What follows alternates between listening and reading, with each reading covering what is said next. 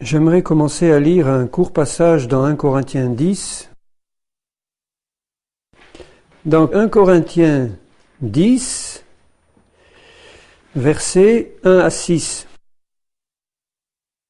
Frères, je ne veux pas que vous ignoriez que nos pères ont tous été sous la nuée, qu'ils ont tous passé au travers de la mer, qu'ils ont tous été baptisés en Moïse dans la nuée et dans la mer, qu'ils ont tous mangé le même aliment spirituel et qu'ils ont tous bu le même breuvage spirituel, car ils buvaient à un rocher spirituel qui les suivait, et ce rocher était Christ. Mais la plupart d'entre eux ne furent point agréables à Dieu, puisqu'ils périrent dans le désert. Or, ces choses sont arrivées pour nous servir d'exemple, nous chrétiens, afin que nous n'ayons pas de mauvais désirs comme ils en ont eu. Alors, est-ce que vous voyez le tableau ? Vous voyez un peuple tout entier qui, chaque jour qui passait, voyait les miracles de Dieu. D'abord, ils les avaient vus en Égypte, des miracles fantastiques. Ils avaient été sortis d'Égypte à main forte et à bras étendus. Ils avaient vu de leurs yeux la puissance du Seigneur, les prodiges extraordinaires du Seigneur. Combien parmi nous aujourd'hui ont vu tous les prodiges qu'ils ont pu voir dans cette ancienne alliance entre la sortie d'Égypte et leur arrivée dans le pays de Canaan? Et tous les jours qui passaient, il y avait un miracle, il y avait la manne qui tombait du ciel, surnaturelle, il y avait l'eau qui sortait du rocher, il y avait la nuée qui était là, visible tous les jours, jour et nuit, et qui les guidait. Ils ont passé la mer Rouge à sec, imaginez un peu la puissance de ce miracle. Donc ils avaient vu de leurs yeux des dizaines et des dizaines de miracles puissants. Et qu'est-ce qui est dit là? La plupart d'entre eux ne furent point agréables à Dieu. Donc je dis merci Seigneur, alléluia pour les miracles, j'en veux. Je souhaite avoir des guérisons, des délivrances, des miracles extraordinaires qui glorifient la puissance du Seigneur, mais je vous garantis, bien-aimés, que ce ne sont aucun des miracles que vous verrez qui changeront profondément notre nature humaine pour nous faire devenir spirituels. Les miracles nous réjouissent parce que nous recevons quelque chose de bon de la part du Seigneur. Quand on traverse la mer Rouge, quand on reçoit la guérison d'un cancer, de n'importe quelle maladie, infirmité, quand on voit les démons s'enfuir, quand on voit Dieu faire des prodiges et des miracles, on est heureux parce qu'on voit des choses extraordinaires et on en bénéficie. Mais il est dit là que la plupart ne furent point agréables à Dieu. Donc ils n'ont pas eu leur cœur changé par le fait de voir la puissance de Dieu. Ça nous rappelle ce qui est écrit dans le Nouveau Testament où il est dit « Malgré tous les miracles qu'ils avaient faits en leur présence, ils ne croyaient point en lui. » Et qui a pu faire plus de miracles que Jésus-Christ quand il était sur terre pour accomplir sa mission? Tous les jours qui passaient, les disciples eux-mêmes qui étaient bien placés pour les voir, voyaient continuellement des miracles. Tous les jours qui passaient, les disciples ont vu ça. Non seulement ils les ont vus de la part de Jésus, mais ils ont exercé eux-mêmes tous les jours la puissance miraculeuse. Ils étaient envoyés par Jésus, ils chassaient les démons, ils guérissaient les malades. Et encore quelques heures avant la croix, ils étaient en train de se disputer pour savoir qui était le plus grand parmi eux, ou qui allait être le plus grand. Ils étaient encore parfaitement charnels. Donc vous voyez que ce n'est pas le fait de voir des miracles qui va nous transformer de charnel en spirituel. Bien que des miracles, il les faut, et on les demande au Seigneur. Mais on ne doit pas se tromper. J'ai entendu des gens me dire « Ah, moi si je voyais un serait-ce qu'un miracle, mon cœur serait changé, je suivrais Dieu à fond. » Je dirais « Non, tu te trompes. Tu serais réjoui, oui. Peut-être que ça te bouleverserait, que tu te reposerais des questions réelles et sérieuses au sujet du Seigneur et de son existence et de sa puissance, mais ce n'est pas ça qui va changer profondément ton cœur. Ce qui va changer ton cœur, c'est l'action profonde du Saint-Esprit qui convainc de péché, de justice et de jugement, de la parole de Dieu qui te révèle l'œuvre de Christ et qui te révèle la puissance de la croix et de ce que Jésus veut faire dans ta vie. C'est ça qui va changer ton cœur. Hein, vous comprenez? Alors si je dis ça ce soir, c'est en matière d'introduction à un message qui traite du sujet. Quelle doit être dans l'Église de Jésus-Christ le comportement et le rôle d'une épouse chrétienne dans son foyer.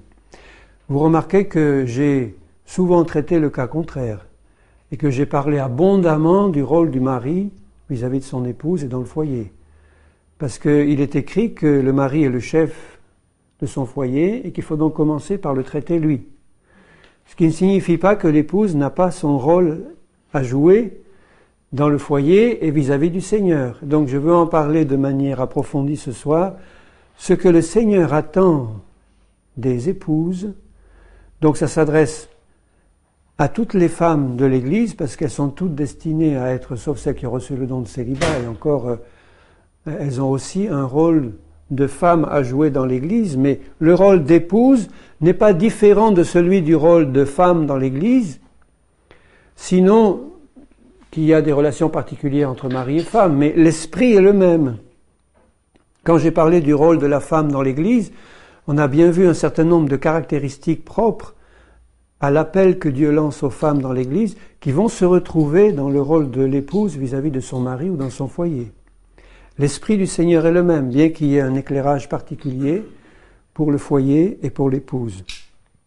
Si j'ai à cœur de traiter ça ce soir, c'est parce que ça me semble de toute manière important d'y venir et de rappeler ces choses, parce que il va de la gloire de Dieu que les foyers chrétiens fonctionnent bien comme le Seigneur le veut.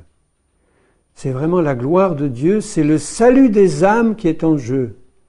Le salut des âmes, des enfants, des voisins, des connaissances, de ceux qui nous voient vivre dans l'intimité. C'est leur salut qui est en jeu. Tu peux sauver ou perdre tes enfants par ton comportement dans ton foyer.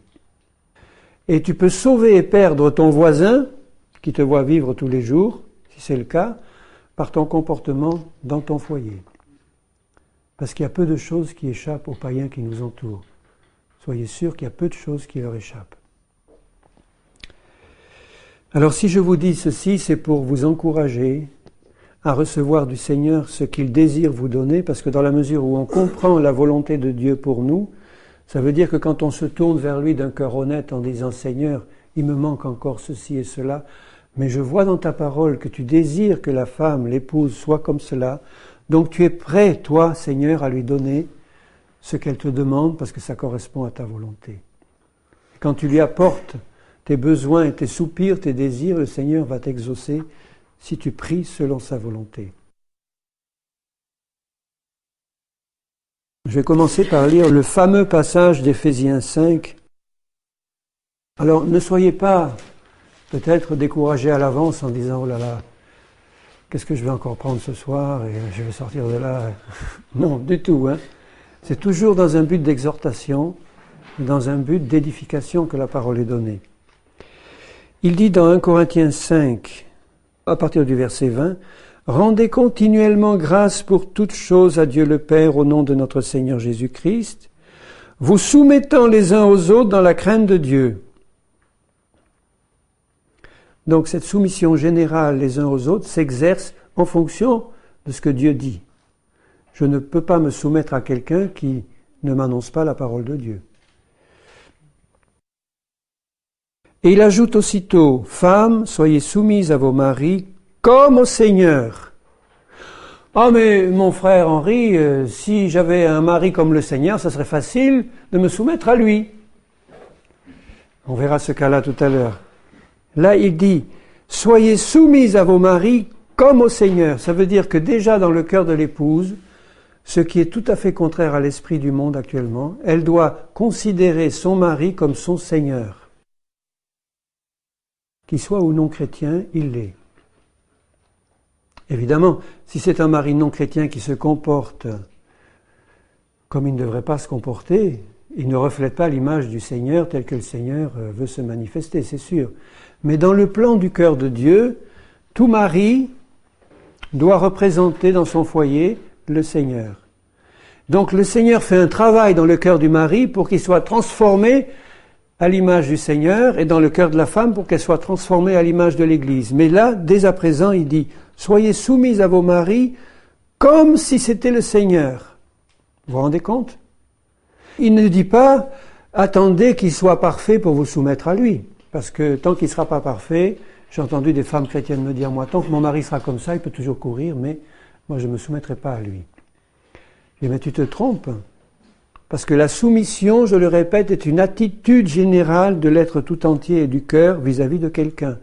Ça veut dire que si tu es en face de quelqu'un qui ne reflète pas la gloire de Dieu, si tu es en face de quelqu'un qui est absolument à côté du plan du Seigneur, eh bien tu peux être en face de ce quelqu'un-là dans l'esprit de l'agneau de Dieu, rempli du Saint-Esprit, de la pureté, de la sainteté de Dieu, qui va se dresser fermement contre le péché, mais qui va rester soumis, comme l'agneau de Dieu a pu l'être devant ses ennemis, qui venaient le prendre pour le torturer et le mettre à mort. Il ne s'est pas révolté, il ne s'est pas rebellé, il n'a pas dit des paroles de travers, il ne s'est pas mis en colère. Donc si tu es en face d'un mari qui ne reflète pas encore la gloire du Seigneur, le Seigneur te demande dans ton cœur d'être soumis, c'est-à-dire de n'avoir aucune animosité, aucune mauvaise réaction charnelle, quelles que soient les réactions que ton mari va avoir vis-à-vis de toi. C'est ça qu'il attend. Et inversement, bien sûr, si vous avez un mari très spirituel et une femme tout à fait charnelle, eh bien le Seigneur agira dans le cœur du mari pour ce qu'il se comporte comme Jésus se serait comporté, sans autoritarisme violent, sans choses qui déplaisent au Seigneur.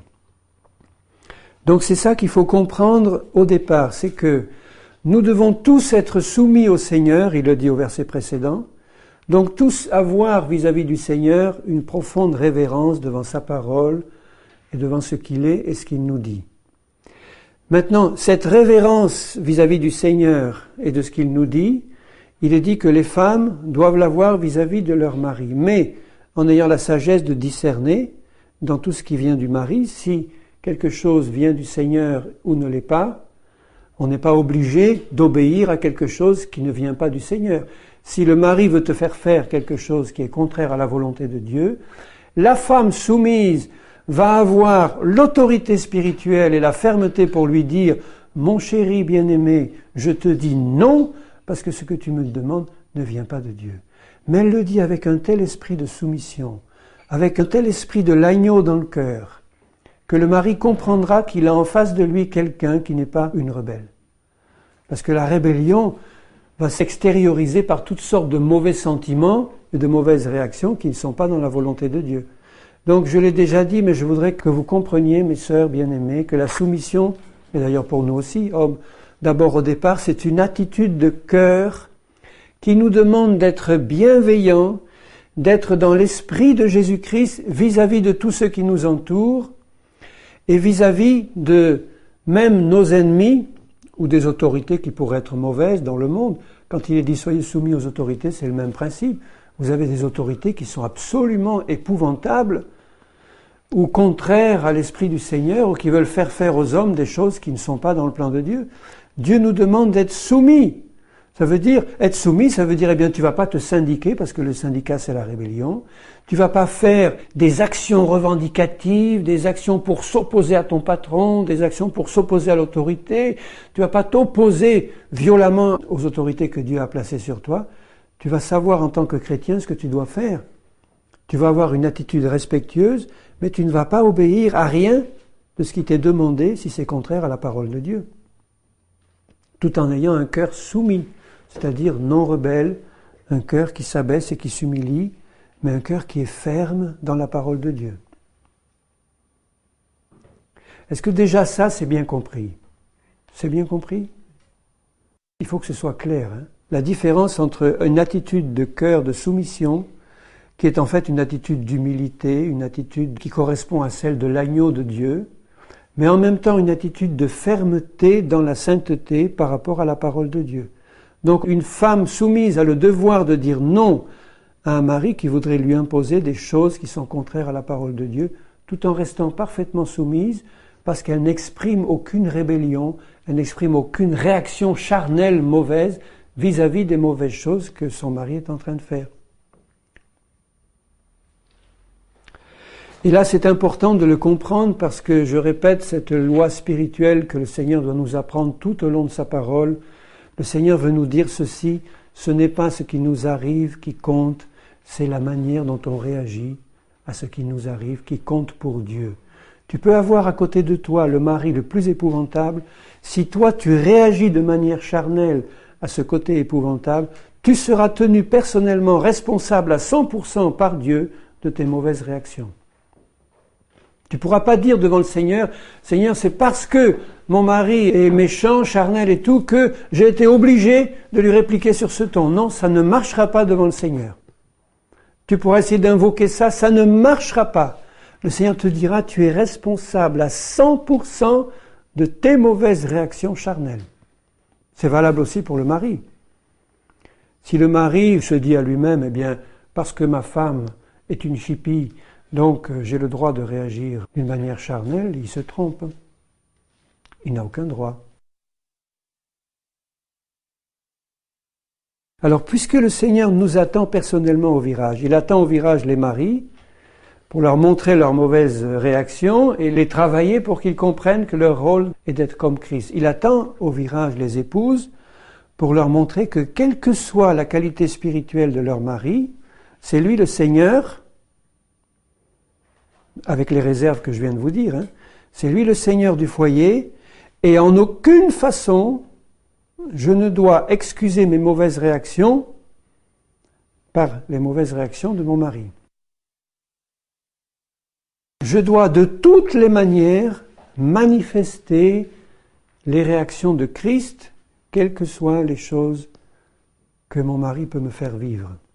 Alors je sais que j'aborde là des choses qui peuvent être très difficiles dans la pratique, parce que vous avez des maris qui sont épouvantables, vous avez des épouses qui sont aussi épouvantables, et que dans la pratique, ce n'est pas facile de manifester le caractère de Christ quand on a en face de soi quelqu'un qui nous manifeste des réactions épouvantables.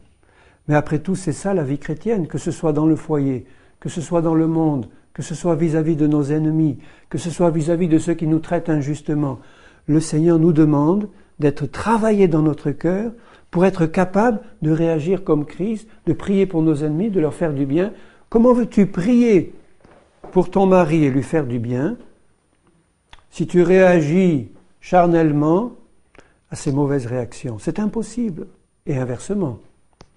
Comment peux-tu prier pour ta femme et lui faire du bien si tu réagis charnellement à ses mauvaises réactions? C'est impossible.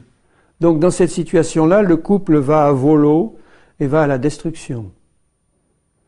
Il faut qu'il y en ait qui s'arrêtent, l'un ou l'autre ou les deux, c'est le mieux, pour dire Seigneur, à partir de ce moment-là, je prends tout comme une occasion de travail personnel sur moi d'abord, pour que tu me changes en profondeur, pour que je sois comme tu le veux.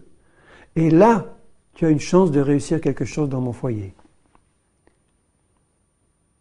Si je dois attendre que c'est l'autre qui doit changer pour que moi, je sois dans un environnement plus agréable pour pouvoir changer plus à l'aise, ça ne marchera pas non plus. Puisque justement, si ça a été permis par le Seigneur, c'est pour voir comment je vais réagir dans cette situation extrême ou pénible. Et si j'ai réussi à le faire dans le foyer, bien aimé, j'ai réussi à le faire partout. Parce que le foyer, c'est le lieu de test numéro 1. Quand on a réussi à résoudre les problèmes personnels dans le foyer, on est capable de les résoudre partout dans le monde. Vis-à-vis des pires de nos ennemis. Les pires haines qu'on peut voir dans ce monde sont entre mari et femme qui ne s'entendent plus. Ou entre frères qui deviennent frères ennemis. C'est là les pires haines que Satan veut développer dans l'Église. Donc si on a réussi à surmonter cela et à le régler dans le Seigneur, eh bien, la plus grande des bénédictions est donnée par Dieu à un couple qui s'entend dans le Seigneur et qui réussit à manifester la vie de Christ dans son couple. Là où deux sont en harmonie dans le cœur, en symphonie dans le cœur pour me demander une chose quelconque, je le ferai, dit le Seigneur. Et quand il pense à ces deux-là, il pense au mari et à sa femme, en priorité. De toute manière, si je n'arrive pas à établir avec ma femme, surtout si elle est chrétienne, une relation de symphonie, est-ce que vous pensez vraiment que j'y arriverai avec quelque autre personne dans le monde? Impossible. Impossible. Ne l'espère pas. Si tu espères trouver une autre âme avec laquelle tu vas pouvoir être en symphonie, alors que tu n'y es pas arrivé avec ta femme, tu te séduis toi-même, ou ton mari, tu te séduis toi-même.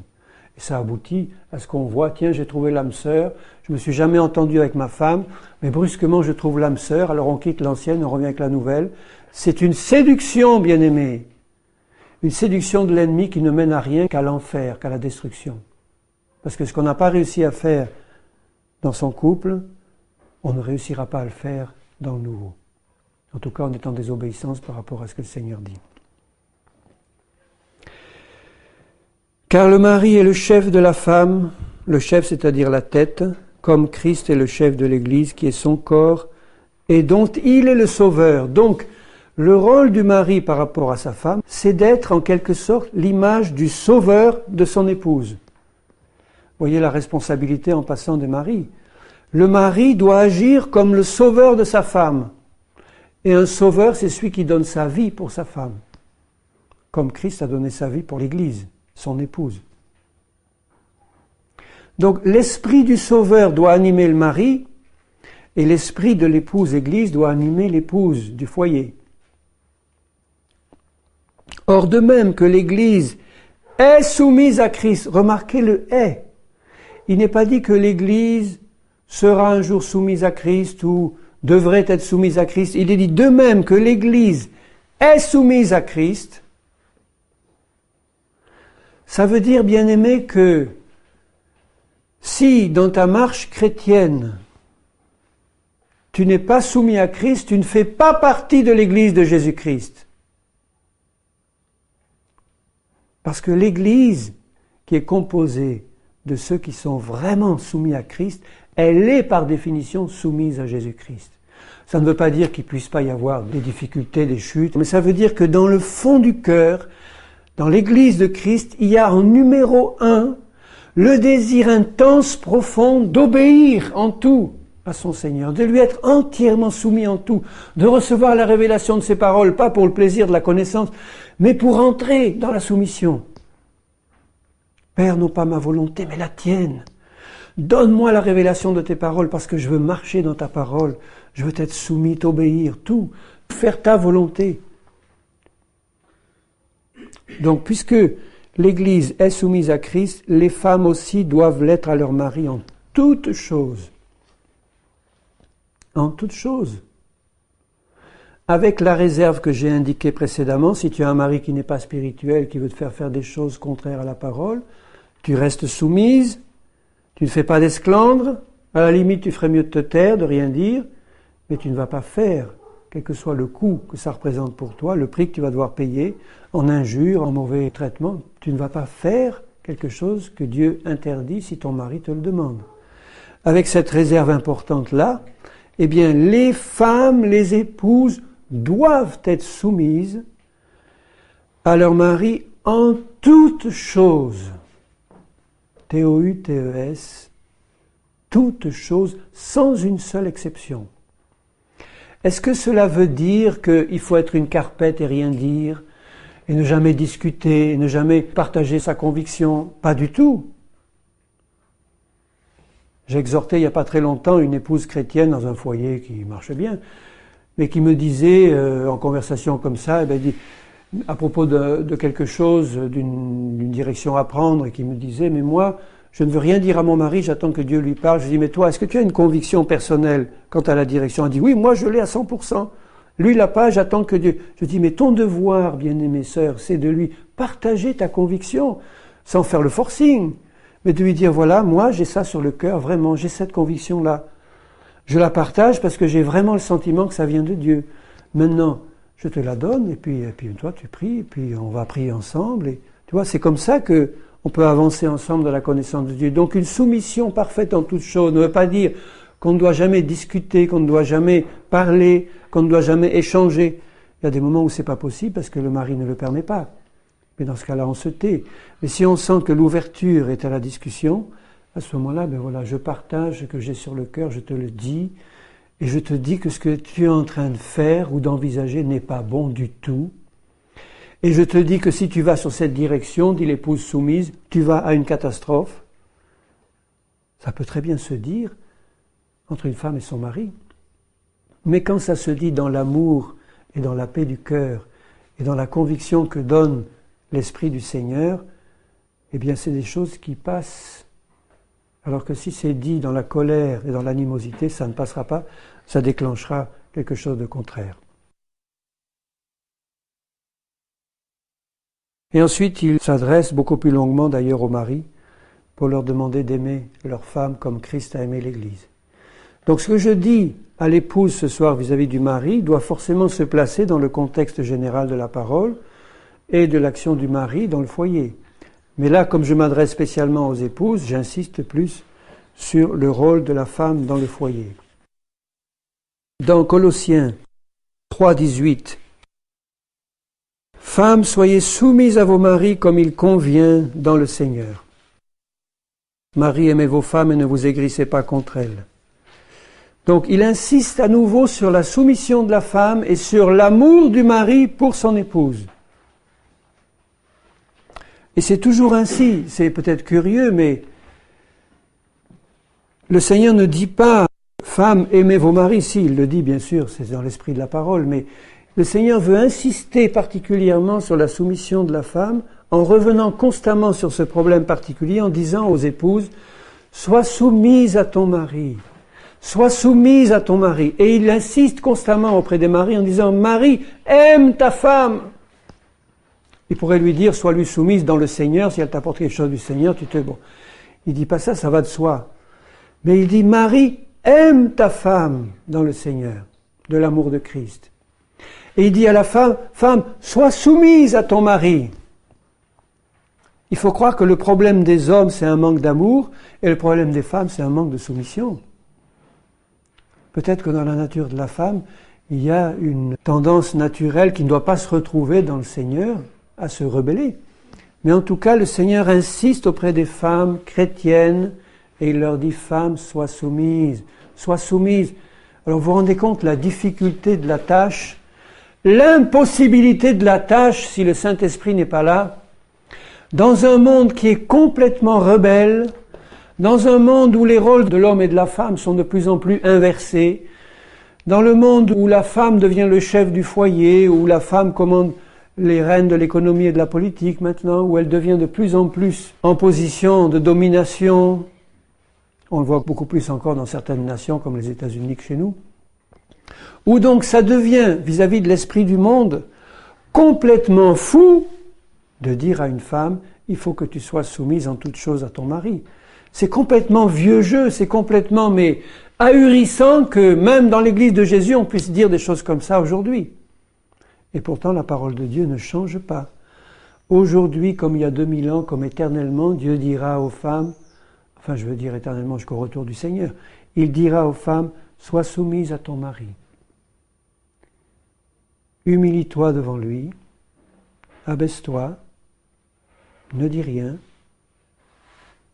suis tout ce qu'il te dira, à condition que ce soit conforme à la parole du Seigneur.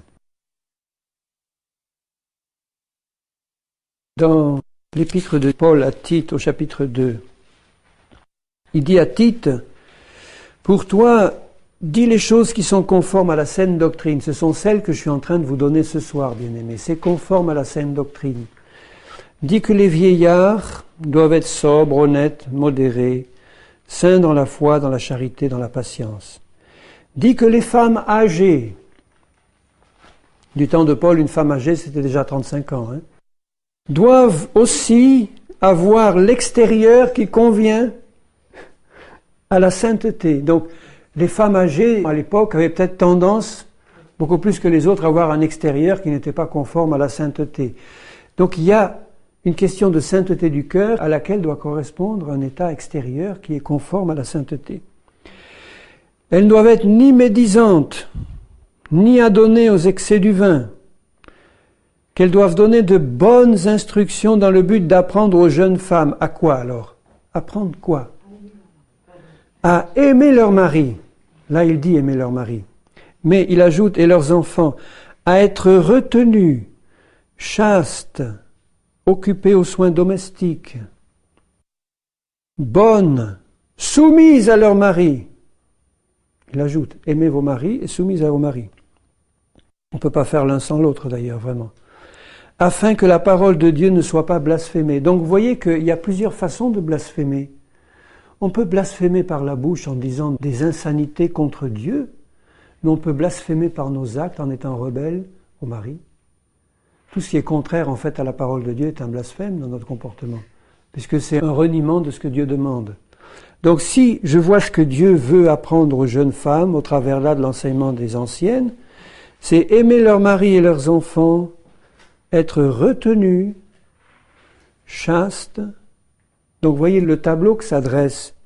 Occupées aux soins domestiques, bonnes, soumises à leur mari, pour que la parole de Dieu ne soit pas blasphémée. Donc c'est cet esprit-là que Dieu veut voir trouver dans la vie d'une femme, d'une épouse, dans son foyer. Et le tableau que j'ai sous mes yeux, c'est pas le tableau d'une carpette ou d'une lavette, excusez les mots, mais enfin c'est ce que j'emploie.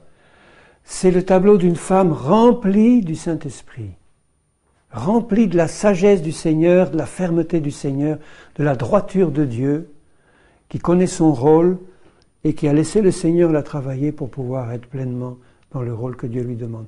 Et c'est par là qu'elle va gagner son mari et le toucher. Un mari qui serait épouvantable et qui aurait en face de lui toute la journée une femme remplie du Saint-Esprit qui agirait comme ça, de deux choses l'une, où il craque complètement, enfin je veux dire il craque dans le mauvais sens, il n'en peut plus quoi, il ne peut plus supporter d'avoir en face de lui cet agneau sans tache. Et là, tout ce qu'il y a de mauvais dans son cœur sera révélé. Ou bien alors il craque vraiment spirituellement et il s'humilie devant Dieu en disant, eh bien, elle est bien meilleure que moi. Moi, qui suis en principe son Seigneur, et qui devrait donner l'exemple en toutes choses, surtout si c'est un mari chrétien, et qui devrait refléter l'amour de Christ pour son épouse, eh bien j'ai en face de moi une épouse remplie de l'Esprit du Seigneur qui est en train, tout en étant soumise, de me donner des leçons spirituelles.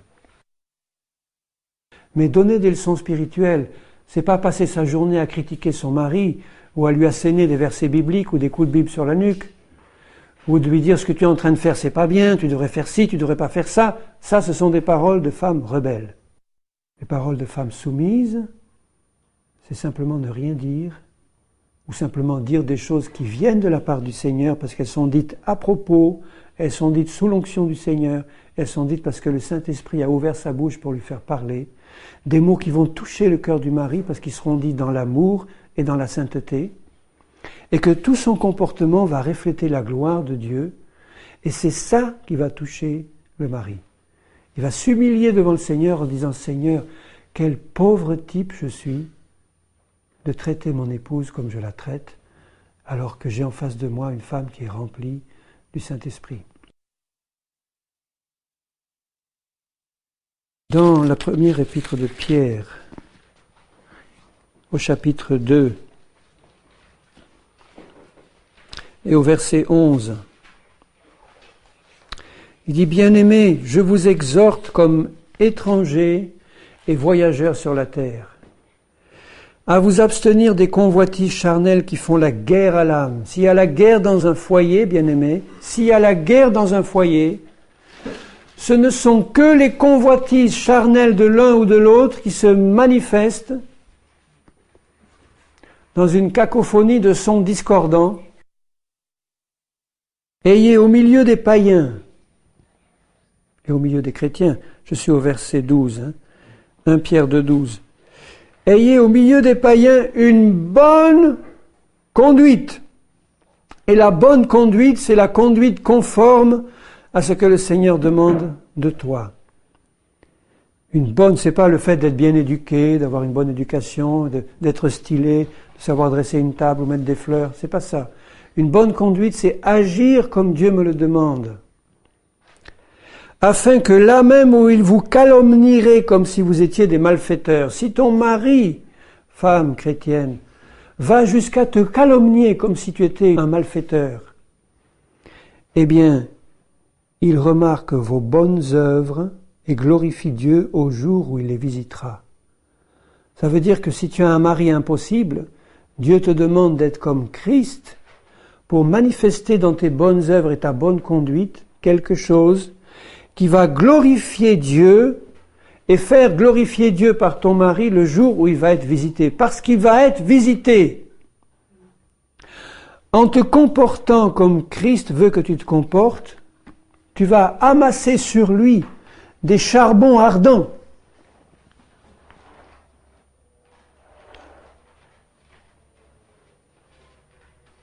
Et le jour où il va être vraiment visité par le Seigneur, il va glorifier Dieu. Est-ce qu'il peut glorifier Dieu de ton comportement charnel? Non, il ne peut pas. Mais il peut glorifier Dieu de ton comportement spirituel et soumis et rempli du Saint-Esprit, et il ne pourra le faire que le jour où il va être visité par Dieu, bien sûr. Mais voyez ce qui est dit là,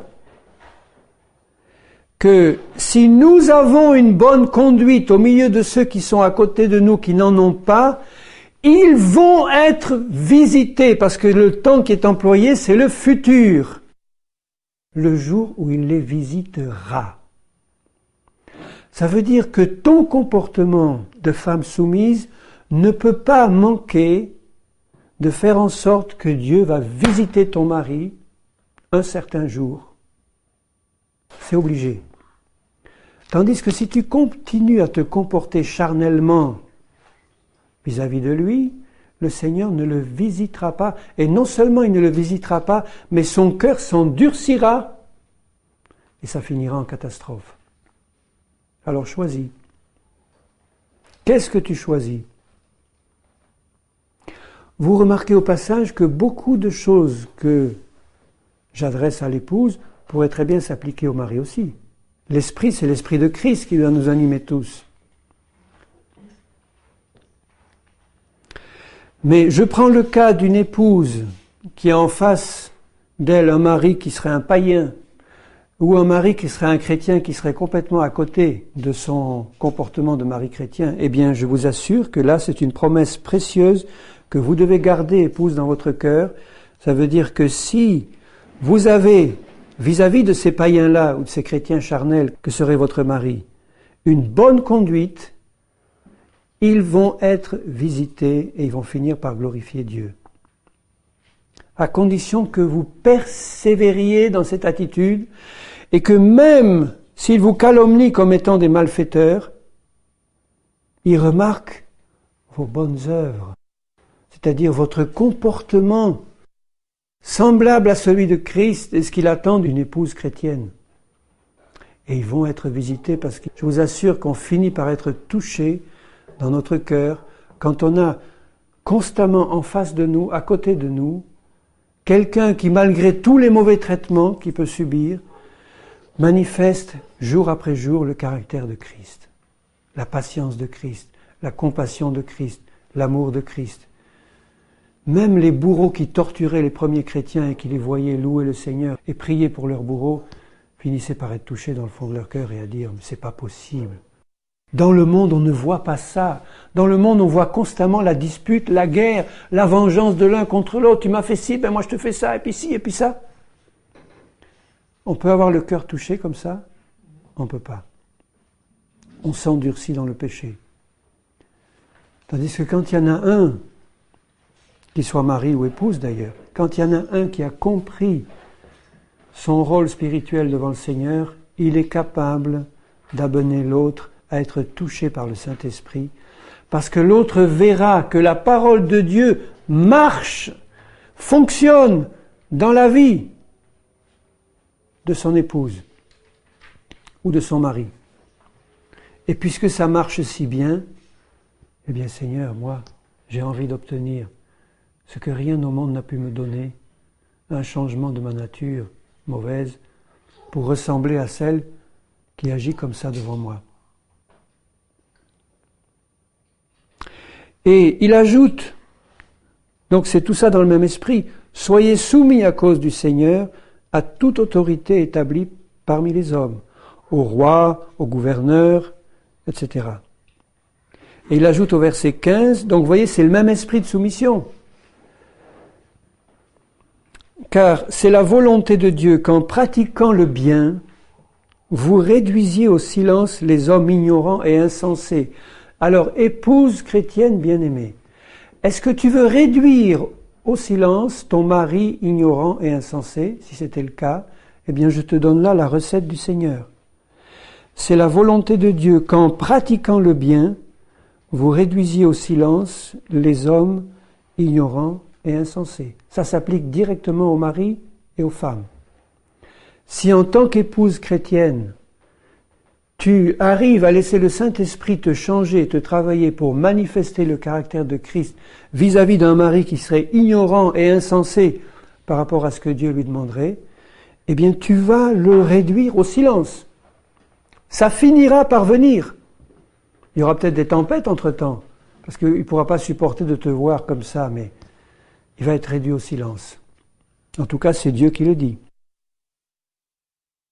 Étant libre, sans faire de la liberté un voile qui couvre la méchanceté, mais agissant comme des serviteurs de Dieu. Et il ajoute, donc vous voyez, tout ça se suit, je le suis dans l'ordre.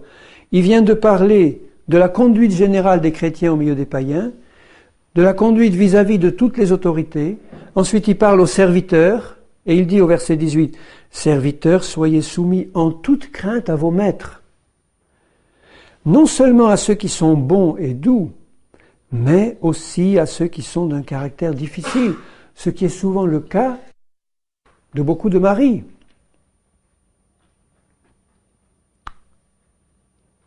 Et il ne leur dit pas, là, serviteurs, je vous donne l'autorisation, puisque vous avez des maîtres au caractère difficile, de leur dire en face leur cas de vérité, de les envoyer balader. Il ne dit pas ça. Il dit, vous avez en face de vous des maîtres d'un caractère difficile, eh bien, soyez soumis en toute crainte de Dieu et du maître. Et il ajoute, car c'est une grâce de supporter des afflictions par motif de conscience envers Dieu quand on souffre injustement. Ça s'applique directement au rôle d'une épouse vis-à-vis d'un mari inconscient. Et inversement aussi. Quand on souffre injustement, quelle gloire y a-t-il à supporter des mauvais traitements quand on a commis des fautes? Aucune. Mais si vous supportez la souffrance lorsque vous faites ce qui est bien, c'est une grâce devant Dieu. Il parle aux chrétiens en face des païens, il parle aux chrétiens en face des mauvais gouvernants, il parle des serviteurs en face des mauvais maîtres, et il parle des femmes en face des maris.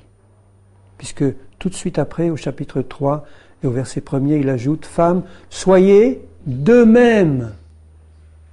C'est-à-dire ce que je viens de lire depuis le verset 11 et suivant, soyez de même soumises à vos maris, afin que, si quelques-uns n'obéissent pas à la parole, ils soient gagnés sans parole. C'est sûr qu'ils vont être gagnés, sans aucune parole. Par quoi ils vont être gagnés? Par la conduite de leurs femmes, par le comportement pratique en privé de leurs femmes. N'ayez pas, sœurs chrétiennes, en face de votre mari, un comportement très sanctifié avec des frères et des sœurs. Et puis quand vous êtes dans le privé, vous comportez toute griffe dehors, c'est de la pure hypocrisie, et vous serez jugé plus sévèrement par le Seigneur. Tandis que quand vous êtes dans le privé des privés, et que là, rempli du Saint-Esprit, vous pouvez arriver à ne rien dire quand vous êtes injustement traité, et en bénissant celui qui vous maltraite, et dans votre cœur et dans votre comportement, eh bien, à ce moment-là, il est écrit, ils seront gagnés sans parole. Ça ne vaut pas le coup de gagner vos maris, bien-aimées sœurs, à Christ. Donc vous voyez que pour gagner votre mari, le Seigneur va commencer à faire un travail dans votre cœur pour que vous puissiez apprendre à réagir à n'importe quelle situation. Même si vous avez un mari épouvantable, et là c'est fréquent, eh bien le Seigneur vous dira, je suis capable, bien-aimé, de te transformer à l'image de l'épouse de Christ, pour que tu reçoives de moi une telle puissance de mon esprit, que je te garantis que ton mari, sans parole, va être visité, il le sera, et il va être touché. Il n'y a pas d'autre moyen. Tu auras beau l'évangéliser du matin au soir, si tu continues à te comporter comme une païenne, tu ne le gagneras pas, tu le perdras. La seule chose qui le gagnera, c'est ton comportement rempli de l'Esprit de Christ qui le fera réfléchir et qui le touchera. En voyant votre manière de vivre, parce que le mari n'a pas les yeux dans sa poche, il sait voir. Chaste et réservé. Ayez non cette parure extérieure qui consiste, alors dans les cheveux tressés, les ornements d'or, les habits qu'on revêt, je ne fais pas de commentaires là-dessus. Mais ce qui m'intéresse, c'est ça. C'est important aussi ce que je viens de lire, il faut l'appliquer aussi. Mais ce qui est intéressant pour notre sujet, c'est ça. Mais en ayant la parure intérieure et cachée. Cachée. Pas cachée aux yeux du Seigneur, pas cachée aux yeux de ceux qui sont tout prêts pour te voir vivre. Cachée aux yeux des mondains et de ceux qui te voient comme ça en disant « Mais quelle femme ! Ça m'a l'air d'être une femme tout à fait ordinaire, de rien, quoi, une femme. Il n'y a rien rien qui frappe à l'œil, rien. Mais dans son cœur, dit le Seigneur, il y a une telle parure intérieure et cachée, sublimement belle. La parure intérieure et cachée dans le cœur, la pureté incorruptible d'un esprit doux et paisible. Alors vous ne croyez pas que la croix doit passer par là? Est-ce que je peux être capable, moi, par ma nature humaine, de ne pas répliquer à quelqu'un qui me traite injustement ou qui m'en fait baver toute la journée?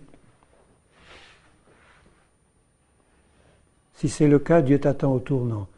Si tu viens me dire que tu ne peux pas supporter ce qui se passe, je te dirai, tu n'as pas connu ce que c'était que la croix, bien-aimé. Tu n'as pas connu encore, tu as besoin de t'approcher du Seigneur pour connaître dans ta vie personnelle ce que c'est que la croix. Donc c'est toi qui dois plutôt te plaindre de tes propres péchés, plutôt que de venir te plaindre des péchés de ton mari ou de ta femme. Comme il est dit dans les lamentations de Jérémie, que celui qui veut se plaindre se plaigne de ses propres péchés.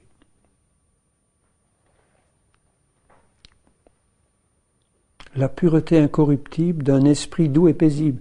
Est-ce que vous croyez que les maris ne doivent pas avoir aussi un esprit doux et paisible? Et si? Bien sûr. D'ailleurs, ils ne pourraient pas exercer leur fermeté de chef spirituel dans l'amour s'ils n'avaient pas d'esprit doux et paisible, comme celui de Christ. Venez à moi, vous qui êtes fatigués et chargés, car je suis doux et humble de cœur. Le Christ, le Seigneur, le Sauveur tout-puissant, le Maître qui va diriger des nations par une verge de fer,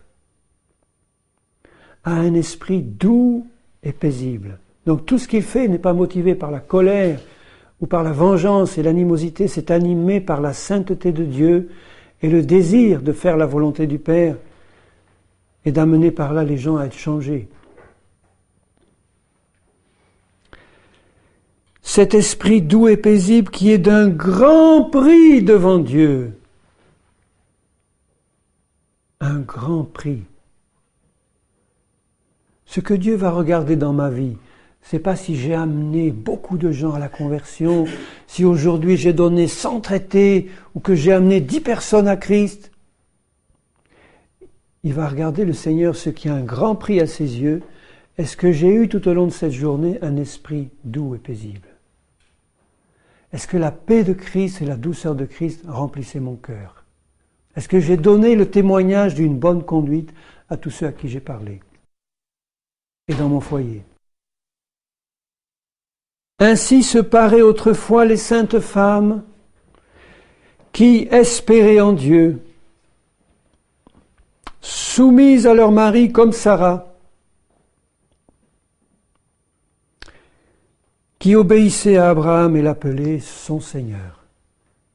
Je ne vous demande pas forcément d'appeler votre mari mon Seigneur, quoiqu'à certains moments ça lui ferait du bien, si c'est dit dans l'esprit, vraiment, et pas comme une boutade pour se moquer.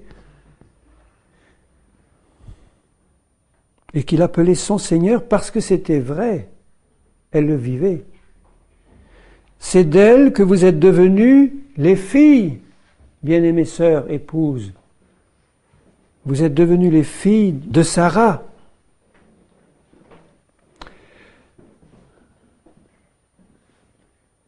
En faisant ce qui est bien, sans vous laisser troubler par aucune crainte. Marie, montrez à votre tour de la sagesse dans vos rapports avec vos épouses, comme avec un sexe plus faible. Honorez-les comme devant aussi hériter avec vous de la grâce de la vie. Qu'il en soit ainsi afin que rien ne vienne faire obstacle à vos prières. Je ne vais pas développer cet aspect, je l'ai déjà fait, mais je concentrerai plutôt mes paroles sur le rôle de l'épouse. Donc épouse dans ton foyer, si tu as en face de toi un mari qui est bien spirituel, qui est fondé sur la parole, qui est rempli de l'Esprit de Christ, qui est là pour te soutenir, pour t'aider à recevoir du Seigneur tout ce qu'il te faut, pour prendre soin de toi, te nourrir, c'est sûr que tu évolues dans un environnement qui est bien plus agréable que si c'est l'inverse, si tu as en face de toi un mari païen ou un mari charnel. Mais dans l'un et l'autre cas, et dans tous les cas possibles, le Seigneur demandera à ce que tu sois toi changé dans ton cœur. Et c'est absolument certain que les occasions de changement seront beaucoup plus grandes si tu as en face de toi un mari insupportable. En un sens, c'est vrai. Parce que si tu as un mari qui est vraiment spirituel, eh bien, ça ne va pas forcément toujours stimuler ce qu'il y a de mauvais en toi pour que ça se manifeste. Vous avez remarqué que ce qu'il y a de mauvais en nous se manifeste beaucoup plus facilement quand on a en face de nous des gens qui sont méchants envers nous et qui nous en veulent ou qui nous traitent injustement. Si tu as en face de toi quelqu'un qui t'aime et qui te fait du bien, ce qu'il y a de mauvais en toi ne va pas sortir. Ça va rester caché jusqu'au moment où le loup va arriver. Et là, on va voir ce qu'il y a au fond du cœur, parce que c'est de l'abondance du cœur que la bouche parle. Donc, ce que je dis, je ne le dis pas pour justifier le fait que vous deviez avoir besoin de mauvais maris. Mais je dis simplement que si c'est le cas, eh bien, utilisez cet environnement détestable et pas agréable du tout pour, avec l'aide du Seigneur, grandir encore plus vite dans l'esprit du Seigneur.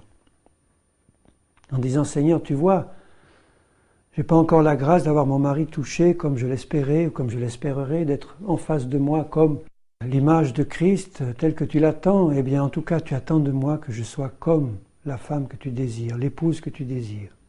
Une femme soumise, remplie de ton esprit, qui accepte de s'humilier devant son mari, de ne rien dire quelquefois, d'être injustement traitée tout en lui faisant du bien et en continuant à intercéder, à prier pour lui, sans un mot.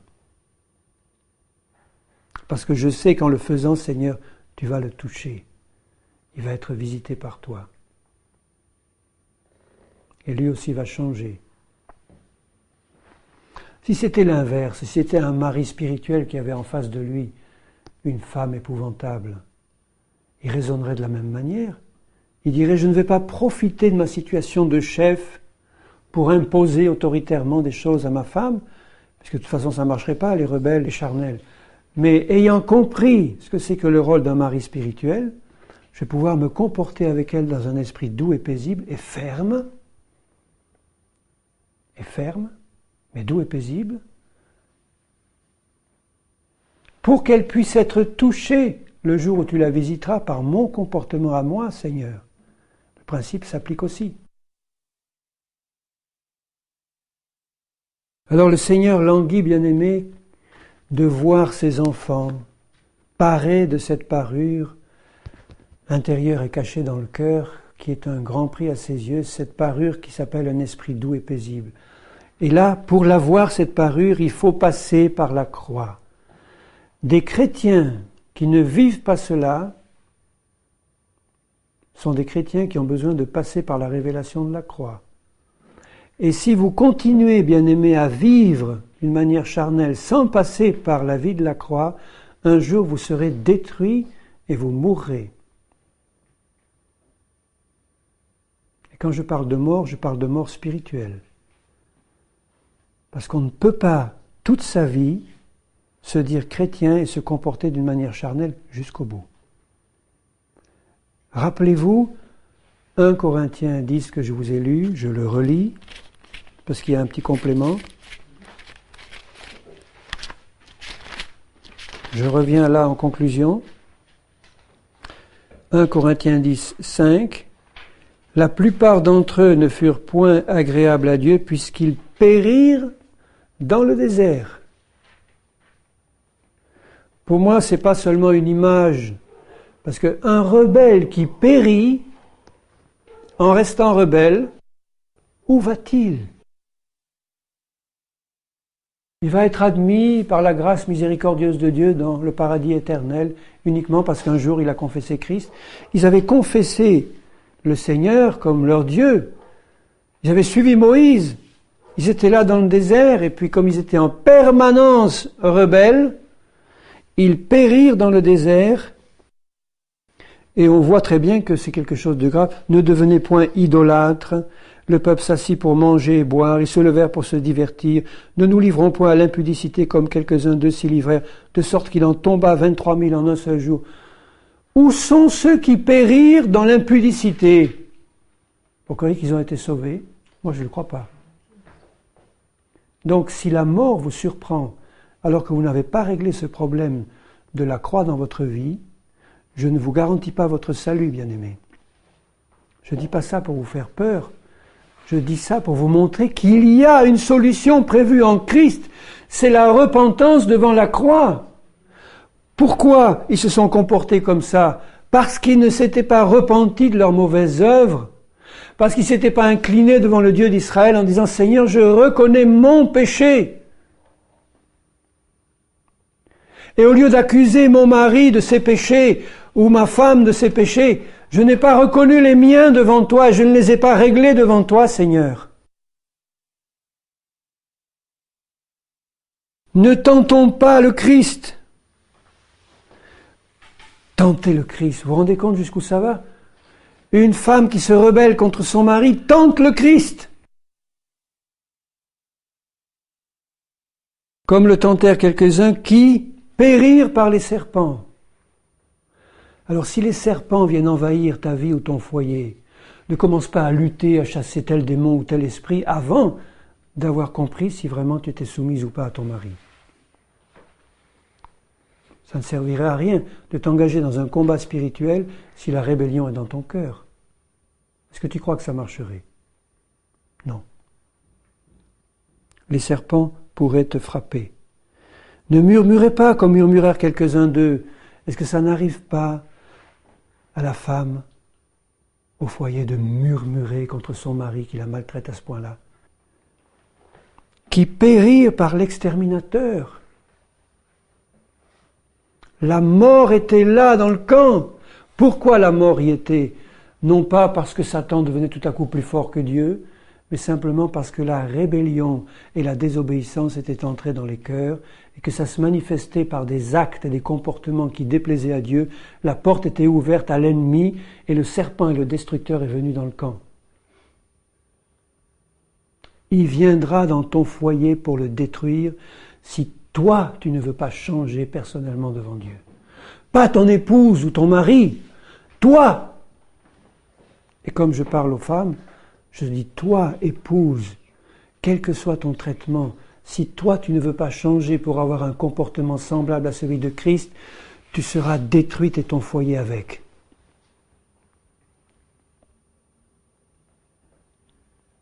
Ces choses leur sont arrivées pour servir d'exemple et elles ont été écrites pour notre instruction, à nous, chrétiens. Ne croyez pas que la nouvelle alliance nous protégera des serpents et du destructeur si nous ne voulons pas changer devant Dieu en nous repentant de notre comportement charnel, alors que Christ déjà nous a fait mourir à la croix et qu'il a réglé ça devant le Seigneur son Père par son sacrifice à la croix. Et si je n'ai pas reçu la révélation de ma mort en Christ et de ma résurrection en Christ, je dois la recevoir, c'est ma priorité. Si je n'ai pas reçu la révélation du message de la croix, je dois me placer devant le Seigneur en disant « Seigneur, devant toi, de tout mon cœur, je veux recevoir cette révélation pour l'avoir dans mon cœur et marcher par l'Esprit d'une manière qui te glorifie. » À nous qui sommes parvenus à la fin des siècles. Aucune tentation, c'est-à-dire aucune épreuve, bien-aimée sœur chrétienne, qui est tellement éprouvée par un mari difficile. Eh bien, je te dis là, comme encouragement, ceci, aucune épreuve ne t'est survenue qui n'ait été humaine, et Dieu, qui est fidèle, ne permettra pas que tu sois éprouvé au-delà de tes forces. Mais avec l'épreuve, il préparera aussi le moyen d'en sortir pour que tu puisses la supporter. Mais tu vois bien dans quel esprit. Tu ne pourras pas supporter l'épreuve si tu n'es pas dans l'état d'esprit qui te permet de la supporter. C'est-à-dire si tu n'as pas laissé la croix faire ce travail en toi, femme chrétienne, dans ton foyer, tu ne pourras pas supporter un mari difficile et l'épreuve sera au-dessus de tes forces parce que tu ne seras pas placé sur le terrain du Seigneur. Tandis que si tu as réglé devant le Seigneur ton problème charnel à toi, et que tu dis maintenant, Seigneur, devant l'épreuve qui est en face de moi, je demande ton secours, ton soutien, Dieu dira, cette épreuve-là ne sera pas au-dessus de tes forces, parce que tu as reçu toute puissance en moi pour y passer au travers, parce que tu vis et tu habites en moi, et j'ai transformé ta vie, et maintenant tu peux supporter ça, parce que l'amour supporte tout. La croix a fait son œuvre. Tu es rempli de l'amour véritable de Christ. Tu ne te venges plus, tu ne cries plus, tu ne rouspètes plus. Mais tu es changé à l'image de l'agneau de Dieu. Et l'épreuve, tu vas pouvoir la supporter. Sinon, tu ne pourras pas.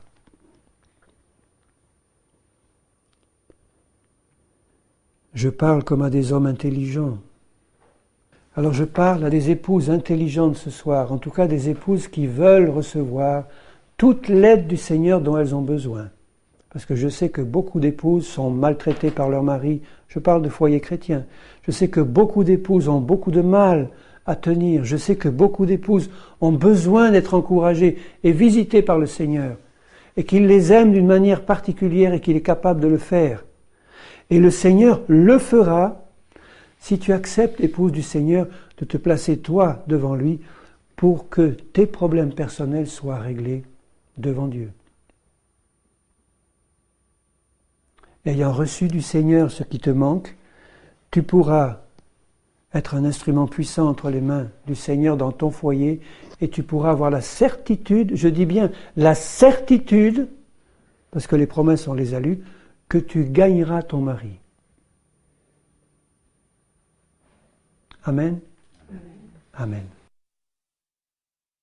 Seigneur, ces choses ne peuvent pas être comprises autrement que par ton esprit. Si elles sont entendues dans la chair, Seigneur, elles provoquent la rébellion de la chair qui ne peut pas supporter entendre de telles choses. Mais Seigneur, par ton esprit, tu peux toucher les cœurs et rendre ta parole vivante dans les vies. Tu peux briser par le marteau de ta parole toute croûte dure d'incrédulité, Seigneur, et tu peux produire une moisson abondante. Et je te prie de soutenir, Seigneur, les épouses chrétiennes qui entendent ce message, de parler à leur cœur, de leur permettre d'être intelligentes pour comprendre ce que tu désires et leur montrer que tu es capable de les transformer à l'image de ton Fils, rempli de l'esprit de ton Fils, pour qu'elles puissent gagner leur mari difficile. Seigneur, parle au cœur des maris aussi et montre-leur la responsabilité encore plus grande de se comporter comme Christ envers son Église. Seigneur, que ton esprit soit à l'œuvre dans le cœur des maris comme des épouses pour que les foyers chrétiens soient vraiment des foyers qui glorifient ton nom, devant les enfants, devant les voisins, les parents, tous ceux qui les entourent, pour qu'ils puissent reconnaître que tu as fait en eux quelque chose que le monde ne peut pas faire et qui te glorifie vraiment pour l'éternité. Au nom de Jésus, mon Père. Amen.